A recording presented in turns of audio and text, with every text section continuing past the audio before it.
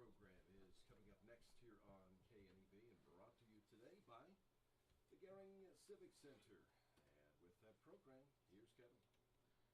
Thank you, Dennis, and good morning, everyone. We're going to talk about the fundraiser for the Panhandle Youth Shelter today, and we've had this on the news quite a bit, and Jan Fitz is here from Community Action Partnership of Western Nebraska. Bob Pahlke is also here, and if you've listened to the news, Bob has made a very generous contribution. We'll talk about that in just a minute, but let's get Jan's input on this. You guys are doing quite well in getting this done. Tell us how much you have to raise and what the money is going to.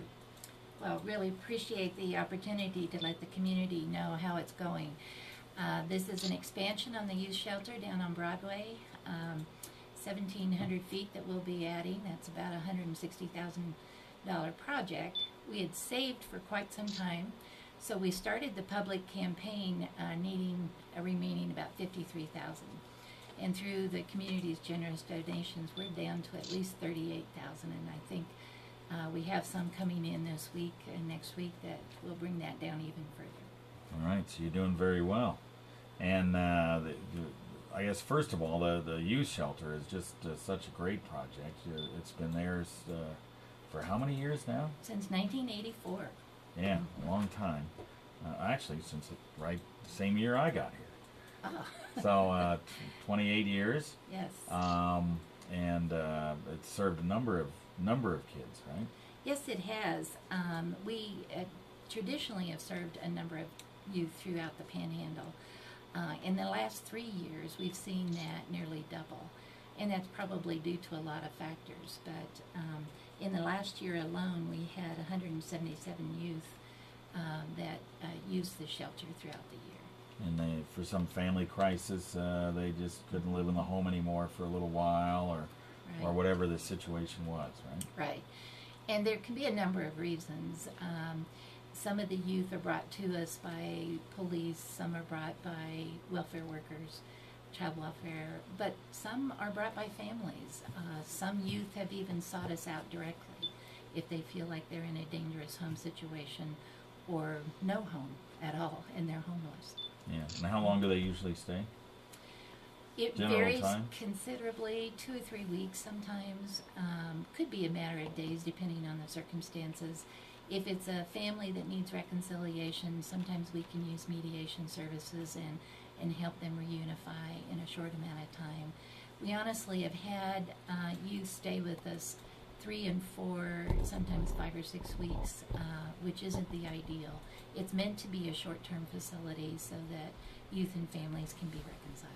Yeah, and they have while they're there, they go to school and Yes. and they do all the things, and they have you even have some they have time for homework there at the shelter and some mentors and all that stuff. So it's not like they're on vacation while they're at the shelter. No, not at all. We use an approach called trauma-informed care, which has revolutionized how we do this kind of work. And it very much takes into account that the youth have a lot of anxiety coming into this situation. Living in a group situation is always harder. So there's a lot of dynamics that go on. Yeah. But it's been revolutionary in terms of how well it works to take into account where the youth is coming from and what their needs are, as well as safety issues and group living issues on the part of staff. So. Yeah. All right, let's hand the microphone over to Bob. Bob, you made a very nice contribution to the youth shelter the other day, $10,000, and that came from a class action suit that you'd awarded some money previously to some organizations. Discuss what you did. Well, previously we've awarded funds to the Western Nebraska Junior College, Western Nebraska Community College, whatever the correct name is, in terms the foundation. of the foundation for their funds, and it was nearly $50,000. We've also made a donation to the court-appointed special advocates, which also looks out for kids in our community, and something that's near and dear to my heart, the West Nebraska Field of Dreams. We've made contributions. We want that to continue to be a viable program that gives kids the opportunity to excel if that's their choice. That number one. As for me, that's not really the most important. The most important is that when I see kids who are in the 6th and 7th, 8th grades who are in Twin City baseball or Go baseball, oftentimes at that age they make a decision. Am I going to continue to compete, or am I going to go into something else? And they go into something else that's sometimes not so good. And so what we want to do is give them the opportunity to develop skills and confidence. If they have both, I think they'll stay in the game of baseball and life. And we just wanted to also give back to the community as part of the West Nebraska Field of Dreams. And to that end, we're going to be involved in a competition, a hole-in-one competition, to help raise funds for the youth shelter. All right. And that situation will be coming up in the last couple of weekends in March, am I right? Yes, and also by appointment, or as Mike Klein's schedule permits, out at the Field of Dreams. As you know, he's the man who runs the show out there for the golf side. Yeah. Okay, so we'll have more on that as it comes up, but basically you can go there over that couple of weekends or by appointment. You guys will kind of choose a hole that you can do in the simulator, and people can have a crack at it for a certain amount of money, right? Yes, I was advocating for the floating green at Coeur d'Alene. Mike, See, and I've never been at that particular course before. Maybe you have. But it's the only floating hole in the country, maybe the world, as far as I know. And it is just a beautiful hole, and we have it on on the simulator. the simulator out there. So it's an exciting hole. But Mike's going to pick something else. It's going to give everybody a chance for $25, only $25. You can have a warm up on the other two bays, and then you get 6 chances to be closest to the pin. And a couple of the prizes. We're going to have a prize. I talked to Dismal River. They're willing to give 4 day plays as a prize or as a contribution to the youth shelter. And I was answering my phone just briefly while you guys were talking, but it was an important call because I took a call from Simon Contractors, and they're going to match my gift of 2 additional day plays at the Dismal River Golf Course. All right. So we'll have 4 day plays as an award, as a prize for the winner of the competition. So it's a great opportunity to have a wonderful prize and to give back to the community. All right. So we're going to have to get out there and make a go at that. That's right. And we're looking at 2 Saturdays, March 24th and 31st. Last 2 Saturdays in March. Yeah. 9 to 3 will be the times, but please contact either Jan or someone to make sure that you're going to be able to fit into the program, because we expect a lot of competition for these prizes. That's great. That's great. All right, we'll talk more about this right after this 30-second timeout. Require a venue with added value, with professional cool. staff to assist in event planning. All right, let's just go over what the expansion will involve. What we ought to do is maybe ought to pick some places where people can go in to make their silent bid on the other 4 holes. Make 4 prize and 4 silent bids. Maybe the local major banks. You can go in there and write down your silent bid and say minimum bid of $400.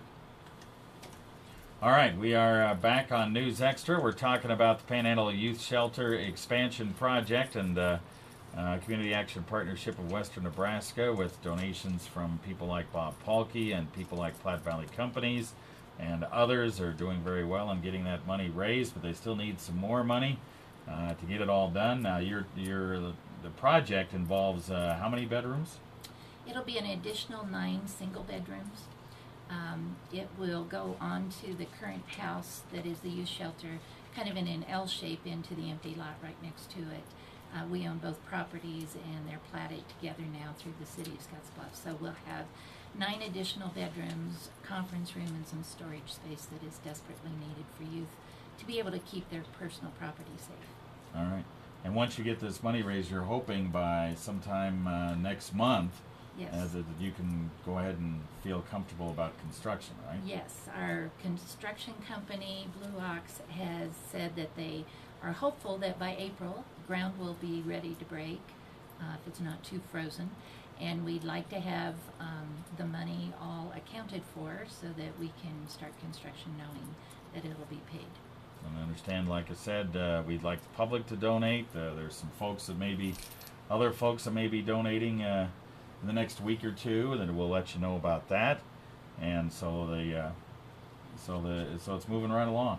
And donations can be sent to Community Action Partnership of Western Nebraska, or just put CAPWN, CAPWN, on the check. Foundation, so make it to CAPWN Foundation at 3350 10th Street, Gearing, Nebraska 69341. Please put attention to Margot Hartman. She's keeping tally of where all of our donations are coming from. Okay. And basically for $100, it funds about a square foot of construction. Yes. It's, like I said earlier, 1,700 square foot addition, so divided by the total amount that it's going to cost us to build this, $100 would build a square foot, and that'd be a wonderful way to say that you had a legacy in your own community. Right. And even less money than that, if people want to donate, that's fine. Final thought, Bob? I just wanted to clarify, one of the things that we're going to do is a silent auction on 4 of the golf day plays at Dismal River.